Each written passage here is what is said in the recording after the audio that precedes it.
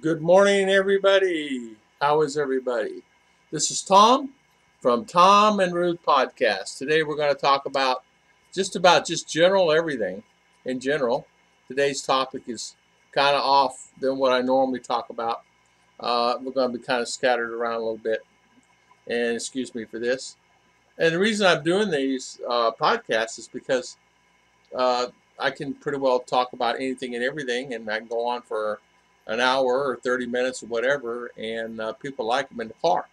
And so they're telling me this is an exciting thing for them to have in a car, and they can watch these things. Today it's a beautiful day here in the Philippines. It's 11:40 a.m.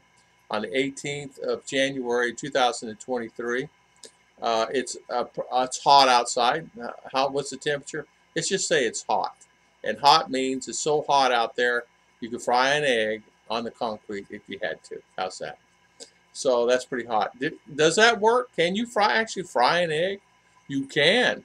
You can. You can actually fry an egg. We did it in Arizona. You can actually fry an egg on the concrete, and it will fry. The only pan, you just don't put it in a pan. You can't eat it. Well, you can if you want to, but I wouldn't want to eat it. So today we're going to talk about age gap. We're going to talk a little bit about schools. We're going to talk about, there was 2 or 3 other topics. I forgot about them, but we'll get into it. Schools in the Philippines. Let's start off with that one. Schools in the Philippines can be quite a challenge. So you have a child, a daughter, son, that's going to school here, whether it's your biological, it's still your son and daughter. They're going to school. You need some type of normalcy. Schools here are quite different. They're not as normal as what we're used to from the Western world. They may be the same for everybody here in Asia, in Thailand, and Vietnam, Philippines, and Hong Kong and Japan, but I don't know. I can only vouch for what happens here. They're a little different. You get bombarded with a lot of fast fees all the time. You get bombarded with things. Oh, I forgot to tell you, give me another $30. Okay, if I need for this, I need $30 for a gown. I need $30 for this. Things are not planned. In other words, they never know when they're going to do and what they're going to do, when they're going to do it. They give you a calendar for the year, and this day off, this day you're off, this day you're off. But you come to the days, and it ends up being a week. So, example would be, our went to school in the month of December, 6 days, but it's classified as she went longer than that because they just wouldn't hung out at the school. They're putting in the days, but doesn't mean they're learning anything. They're putting in the days and they're doing dancing. For example, this whole month of January basically is a health month, and so they're playing games. They're having their basketball, their baseball, the games, and they're little what they call concerts. They're dancing and things like that. So there's really no studies going on this month. Uh, so the teachers may or may not sometimes show up. You may have a problem with that. You may have a problem getting them to the school, and then you may have a problem keeping them inside the school. A lot of schools, kids can get out and roam. There's gates are unlocked. There's just a variance, a lot of many different things here that may kind of just gripe you if you have a child. They may not, when they're 18 years old or 20 years old, be able to read a clock. They may not be able to read. They may not be able to do the times tables. They may not be able to find their way outside of a box if they had to. So you really have to do your due diligence and teach them along. Sometimes, as some of the guys are telling me, it's the best thing to do is do what they call homeschooling. It gives kids an opportunity to learn a little bit more. It might be a good idea, but even the parents have to be talented enough to be able to buy the books and teach your children. And the parents may find themselves with the new math and some of the things they have a little complicated. But then again, too, you may find it easier than going through the hassles of sending the kids to school. And I think it's a good thing for sometimes the parents to enjoy their kids, but sometimes having them in school can be just as much enjoyment, meaning that you can actually travel and go out and go get you some coffee and travel around without bringing all the kids and the stress with that. Don't get me wrong.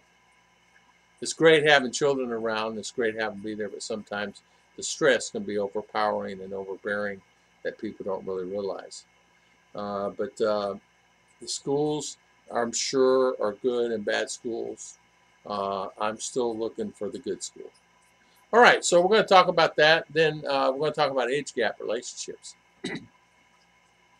Recently, someone I know, someone I know has got married, and he's 70-ish. He passed, and they've been married about 3 years. They have a child, and she's 21.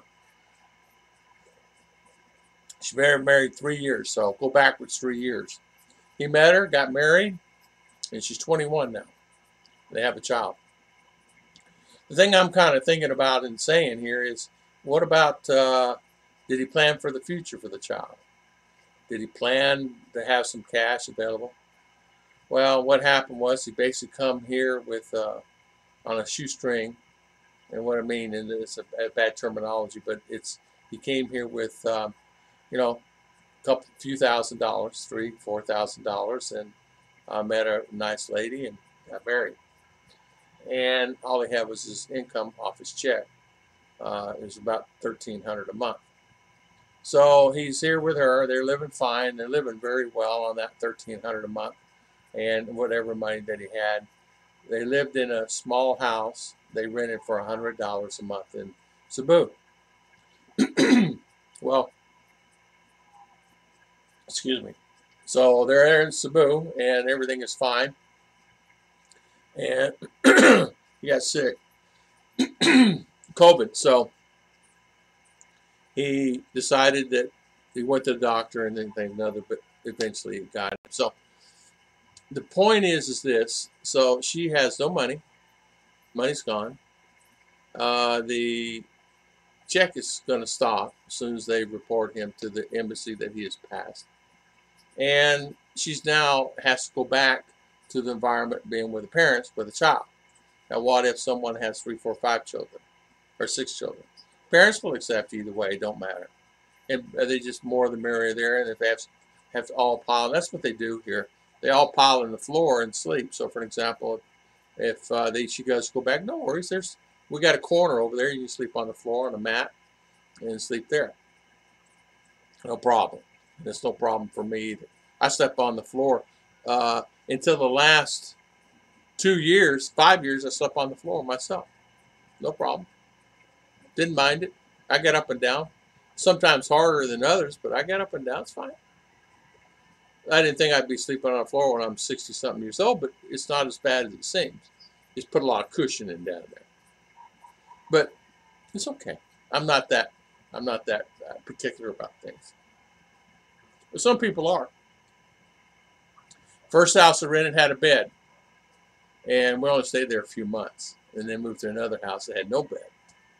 But the house that we had initially was partly furnished. So, but the lady is now in a bad situation. So I'm just saying to the guys, if you're going to do that and you're going to plan that, make sure if you're going to do that, make sure she has a piece of property or something that's hers, or a NEPA hut even, and something that she can have and say it's hers. Now she's back, probably living the life of Riley before. Now she's back at her parents' house at 21 years old. So he married her at 18. And so he was 67, right? And 67, 68. And that happened. So I feel sorry for them. It happens all the time. It happens. A lot of guys come here and they marry a young girl. It's beautiful, thin, articulate, just really someone is perfect for them. And then something happens like that. But it just happens. That's life. So I'm just saying to the guys that's going to come here, man, maybe you need to think about that. It's okay to marry anybody you want at any age.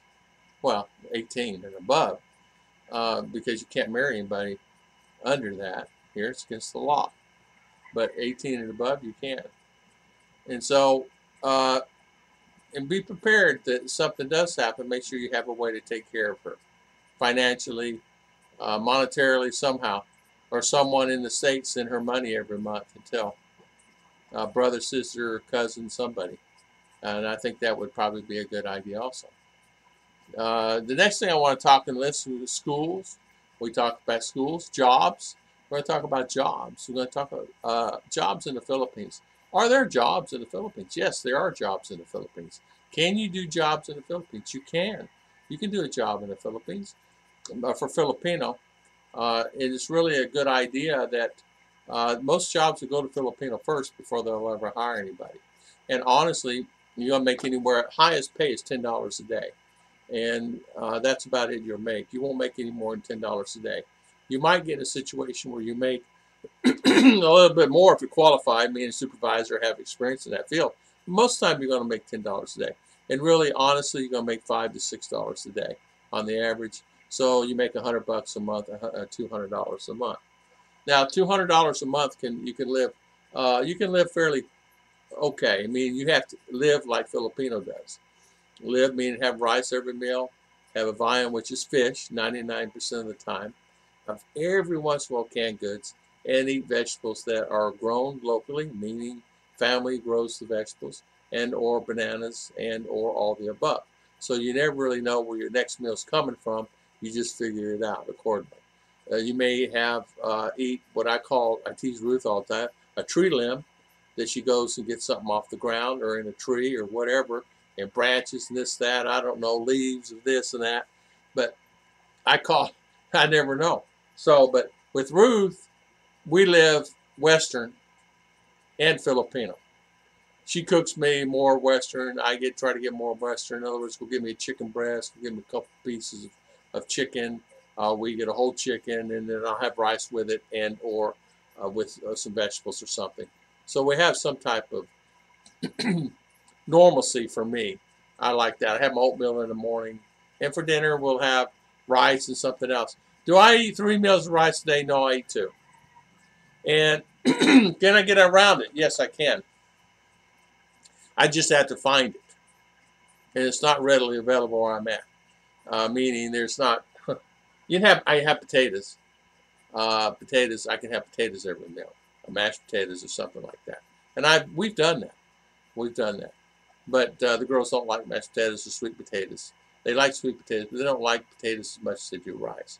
Well, I like my potatoes, but then again, too, potatoes and that. But there's not a lot of there. I can have a can of green peas. They have green peas and green beans, non-existent at this time. They do have them in the stores, but today they do not.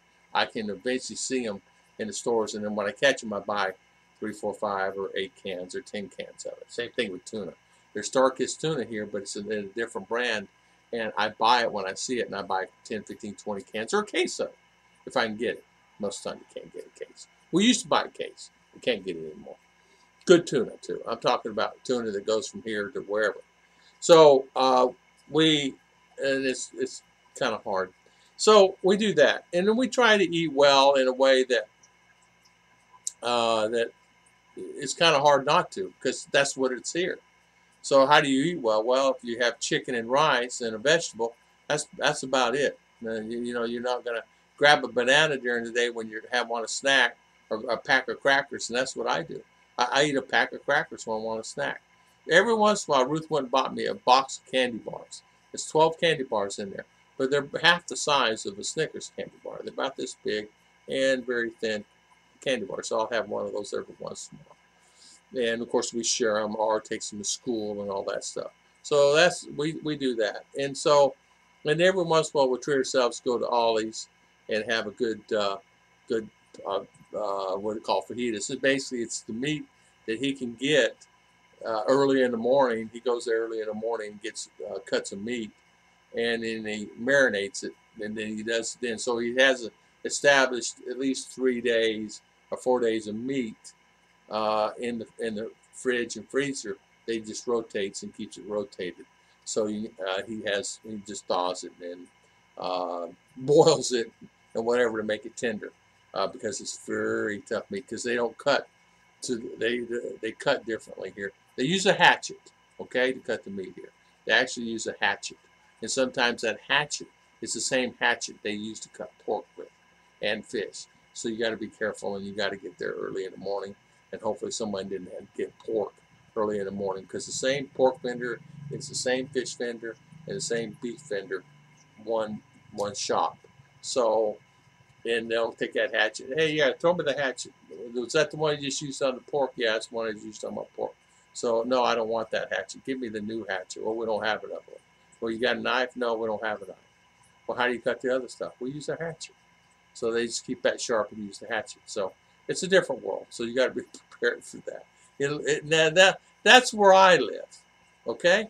Doesn't mean it's that way. Well, it was that way in Cebu too. Not about the hatchet, but it was that way in Cebu when we were there in Cebu. CDO is basically the same also. Uh, they don't. They do have different vendors for it, but I mean, it's hanging and it hangs there all day. The flies may be around it. You just have to shoo them away. Shoo fly, right? So you got to make sure that you keep that clean. Find a good clean vendor. Of course, they don't have air conditioning. They're out in the open. It's hot. It's underneath the tents a lot of times. They're a hot building with a tin roof in it. So you got to be prepared for that too.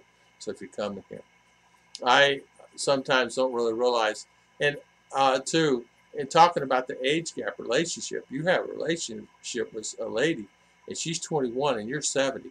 Boy, there's got to be a lot of difference there as far as getting along.